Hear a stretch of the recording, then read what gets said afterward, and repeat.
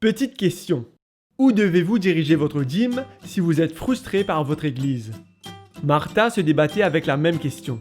Elle était en désaccord avec son église sur plusieurs points. Si tout comme Martha, vous n'êtes pas sûr de savoir quoi faire quand de telles situations se produisent, faisons un retour en arrière pour entendre ce qu'en dit le roi David. Le psalmiste a déclaré « Offre-moi plutôt ta reconnaissance à moi ton Dieu et tiens les promesses que tu m'as faites à moi le Très-Haut. » Il dit aussi « J'entre dans ton temple pour t'apporter des sacrifices, pour tenir les promesses que je t'ai faites. » Ok, donc quand David déclare « Tiens les promesses que tu m'as faites à moi le Très-Haut », il indique très clairement que c'est une situation entre vous et Dieu. C'est un acte d'adoration. Votre dîme ne doit donc pas être utilisé comme un moyen d'évaluer la performance de votre église.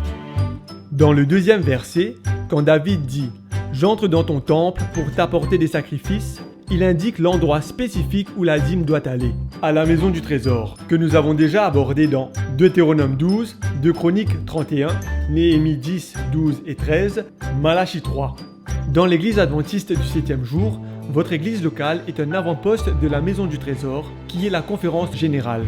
Et Dieu est celui qui détermine comment la dîme doit être utilisée, pour être distribuée équitablement pour soutenir le ministère d'évangélisation autorisé à travers le monde.